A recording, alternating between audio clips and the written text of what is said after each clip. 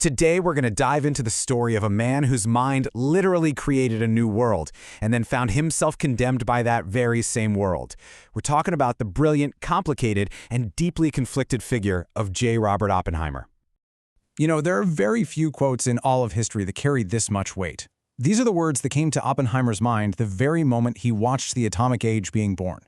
It was a moment of absolutely terrifying triumph, and it's something that would define his entire life and, of course, haunt his legacy. And that's really the core question we're tackling, isn't it? I mean, how did this happen? It's an incredible story of genius, of unimaginable power, and ultimately of a political takedown that took almost 70 years to officially set right. Okay, so before he was ever known as the father of the atomic bomb, Oppenheimer was just a force of nature in the world of theoretical physics. To really get a handle on the man who ran the Manhattan Project, you first have to understand the mind that got him there in the first place. I mean, his early career was just meteoric. He absolutely devoured knowledge at Harvard, graduating with the highest honors possible in only 3 years. Then it was straight off to Europe, right into the heart of the quantum revolution, where he gets his doctorate by age 23. And get this, long before anyone was thinking about Los Alamos, he was co-authoring papers that laid the theoretical groundwork for what we now call black holes. Now, what's so fascinating here is the sheer range of his work. This guy wasn't a one-hit wonder. His thinking touches everything from quantum chemistry to nuclear fusion and astrophysics. And that paper on gravitational collapse, a lot of physicists will tell you that was his single most important scientific contribution, the first real mathematical glimpse into the existence of black holes. And just to put his genius into perspective, let's look at his most cited work. The Born-Oppenheimer approximation is basically a cornerstone of modern chemistry. It's this brilliant mathematical shortcut that lets scientists calculate the properties of molecules, which would be just impossibly complex otherwise. This is the kind of abstract, foundational thinking he was famous for. And then, well, world history came knocking. The abstract theoretician, the man who was thinking about collapsing stars, was suddenly called upon to engineer a very different and very real kind of collapse. You have to understand, this choice was a massive gamble. General Groves needed a science director for his top-secret weapons lab. And he didn't pick an experienced manager, he didn't pick a Nobel laureate, he picked Oppenheimer, a professor with literally zero administrative experience. Why?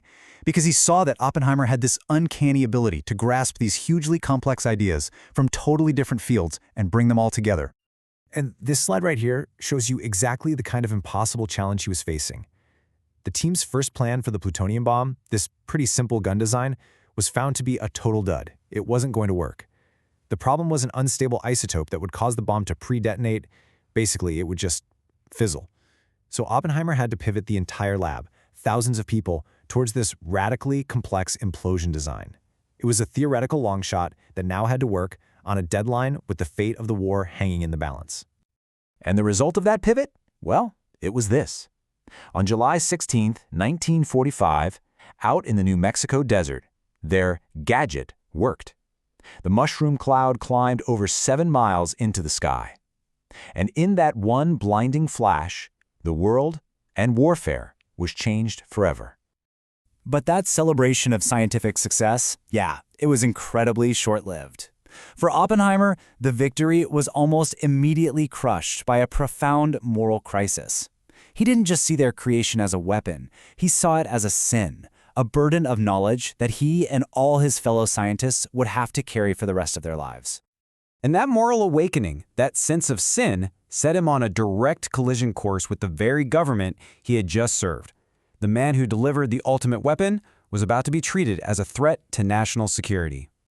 After the war, Oppenheimer used his incredible influence to argue for caution. He wanted civilian oversight of atomic energy, and he pushed hard for international controls to stop an arms race before it even started. But his most fateful move was his strong opposition to the next big step, the hydrogen bomb, a weapon he saw as nothing less than a tool of genocide. So how did things go so wrong so fast? Well, you can see the steps right here. His opposition to the H-bomb, enraged really powerful people, especially Lewis Strauss, the chairman of the Atomic Energy Commission. Strauss, who Oppenheimer had once publicly humiliated, now had the motive and the power to get rid of him. And Oppenheimer's past, his friends, his associations, and his own mistakes became the perfect ammunition. Okay, so the central weapon they used against him was something called the Chevalier Incident. Back during the war, a friend of his, Hakon Xavier, had kind of vaguely approached him on behalf of someone else, wondering about sharing scientific info with the Soviets. Oppenheimer shut it down immediately. But here is the critical mistake. When he finally got around to reporting this conversation to security, he panicked. In this totally misguided attempt to protect his friend without actually naming him, he invented this convoluted story, a tissue of lies, as he later called it, about some elaborate spy network that simply didn't exist. A decade later, at his security hearing, the prosecutors tore that fabricated story to shreds. And when they pressed him, this certified genius, on why he would concoct such a dangerous and foolish lie, his only explanation was just brutally honest and self-incriminating. I was an idiot. And that was all his enemies needed. See, they never formally accused him of being a spy. The verdict was this carefully worded condemnation of his character. They pulled his clearance, which effectively ended his government service, and publicly disgraced him, all for his fundamental defects and for what they called his arrogance. And for decades, that verdict stood. That was the official last word on J. Robert Oppenheimer. But the story doesn't actually end there. Turns out, history had one more chapter left to write.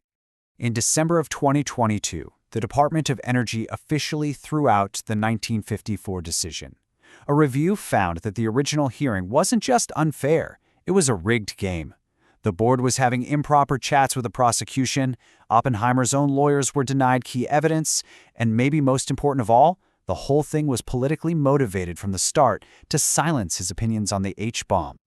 The official order called the 1954 hearing a substantial injustice. So after 68 years, the U.S. government finally admitted that the process was a black mark, not on Oppenheimer's legacy, but on the conduct of the state itself. His name was finally officially cleared.